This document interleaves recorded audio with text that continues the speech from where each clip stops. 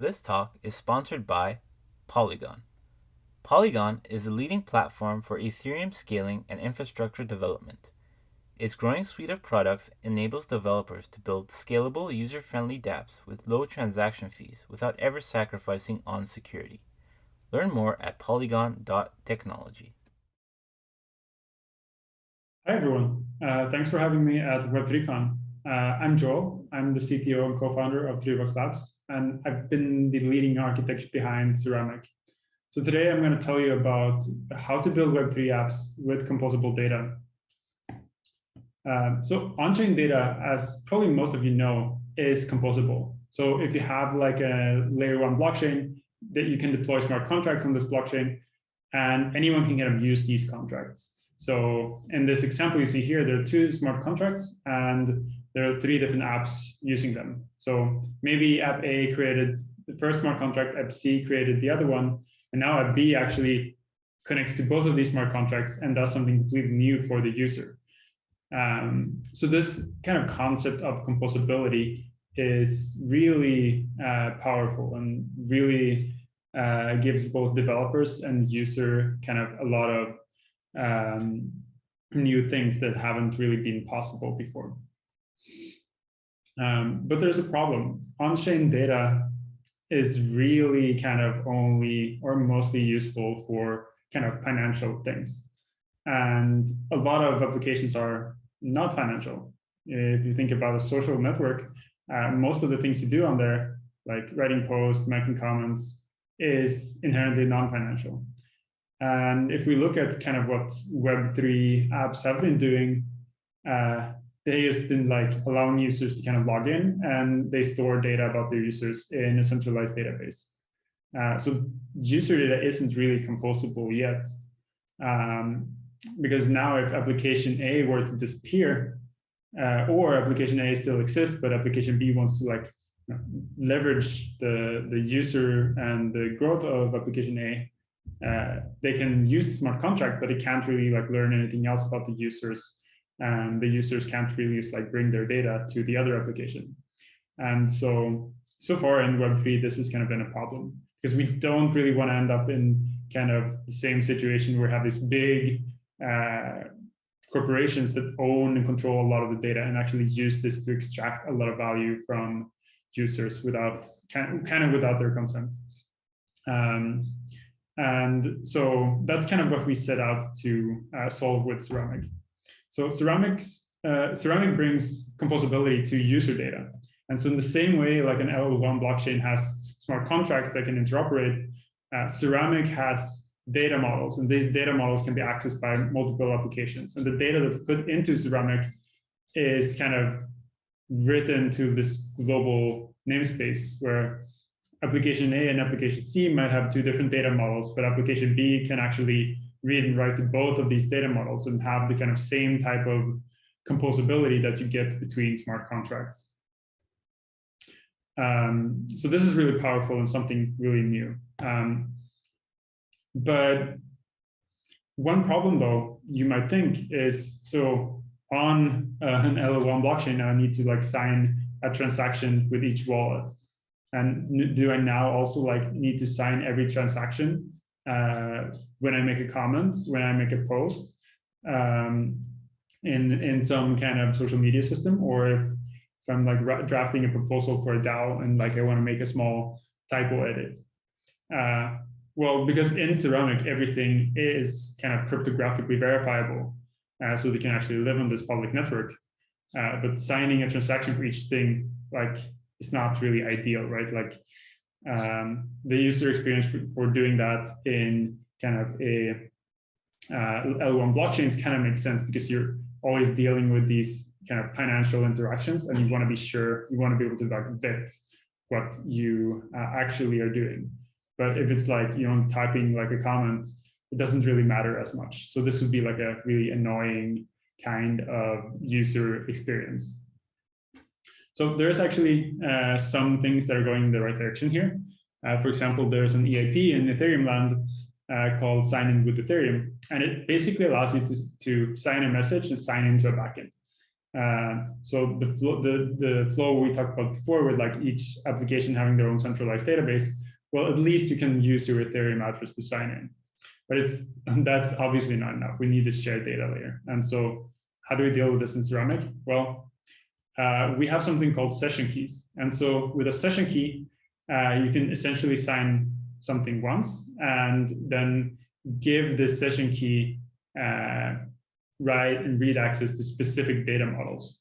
So to contrast that from like an L1 blockchain, you have to sign every transaction, whereas in Ceramic, you sign once to give permission to the application, and you tell the application like, hey, these are the data models that you can access, and that's kind of the only thing that the application can access. And so how does this work? Well, we use something called object capabilities, and the flow looks like something like this. We have an application. It generates locally, kind of in the browser or in the local mobile app, a session key. Then it sends a request to the user's wallet using sign in with Ethereum. And the neat thing here is, like, in this sign in with Ethereum message, you put the public key of the session key, and you put like the identifier of the data model which you want to be able to write to. The wallet signs the transaction, and what comes out is essentially something we call CACAO, a chain agnostic capability object.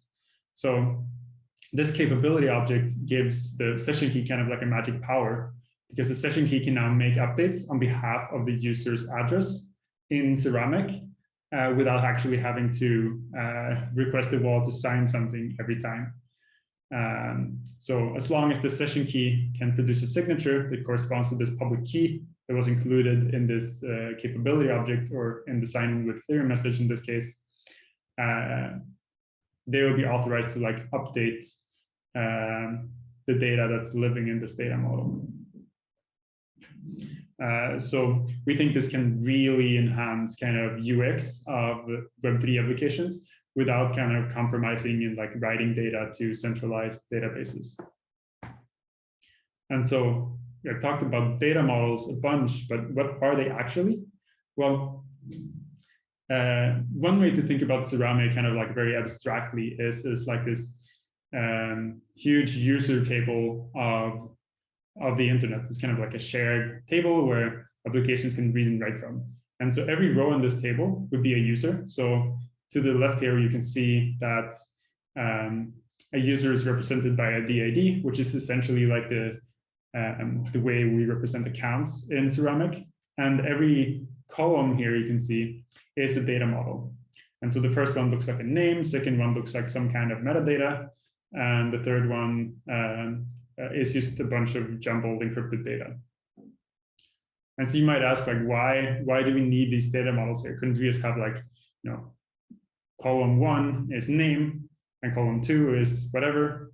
Well, the problem if you're trying to build composable data applications is that if application A uses the column name and they put string there, and now application B uses column name as well, but they put, you know, an object that contains like the first name and the last name, then you're going to run into trouble, because if a user goes to the first application, then goes to the second application, something is likely going to break because they're expecting different formats for the data. And so data model solves this, because the data model essentially like describes what type of data is allowed to go into this particular column. And I'll touch a little bit more upon that soon. So who actually then controls the data inside of this table? Well, like if you come from like a Web2 context, you might imagine like, oh, the one who created the data model, the application developer, might control every entry in this column. Well, it's not really it, and that wouldn't really kind of give users the control that we hope to give them. So instead, what happens is the user has their own row. They have full kind of control of their row that's cryptographically enforced. So only updates that are authorized by the user, or the user is given consent to make some update, will be allowed to happen. So the application can't really do anything to like change the data from underneath the user. And so this is really powerful. Like, it gives the data really kind of to be fully controlled by the user.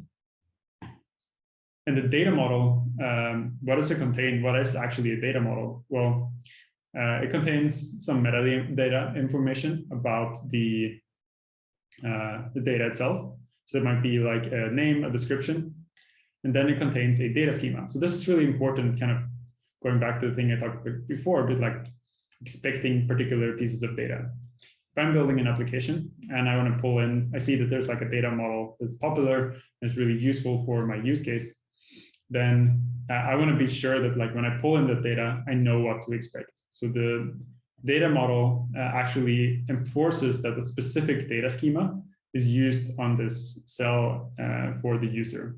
So if the application tries to write something in this field or in this record for the user, that update would simply not be allowed. All right, so that's kind of Ceramic on a very high level. And so how does Ceramic actually work? Like, how do we achieve this? Well, Ceramic you can think of as a decentralized network of self-certifying data streams. So every object in Ceramic is an event stream where every event is signed by the controller of the stream. And so the controller is basically the public key or the account that's like allowed to make updates to this data stream. And every update that is signed, we can verify the history of this, and we can look at all the events to reduce the latest state of this object. These objects in Ceramic are location agnostic. So if you're running a Ceramic node and you subscribe to some particular streams, then and someone else comes online, they can look up the data on the network, and the new node that comes online doesn't really care about if it comes from your node or if it comes from some other node. They can just verify the integrity of the stream and reduce the state, and they'll know that the data they got is correct.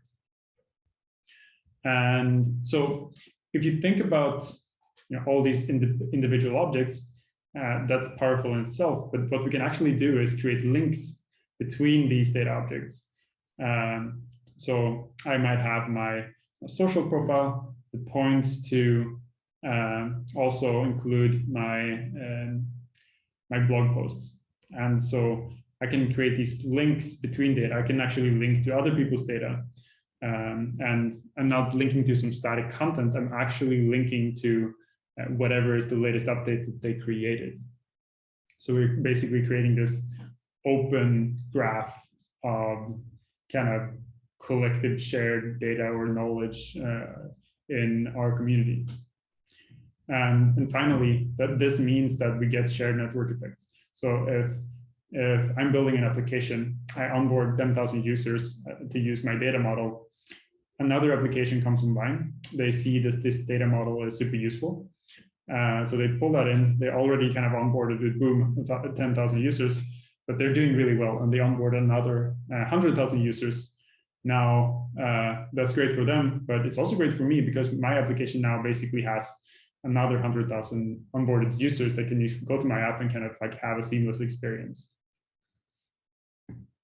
So diving in a little bit more into like the data stream itself, this is kind of how it looks like. At first, there's like a genesis event when you create this stream or this data object. And then periodically, these updates are anchored into the blockchain, and that's what we call an anchor event. And so what this does is provide proof that the previous update was actually created before some point in time. There's like proof that this data existed before this time. So we can kind of have like a sequence of like when events took place. Then we see a signature event.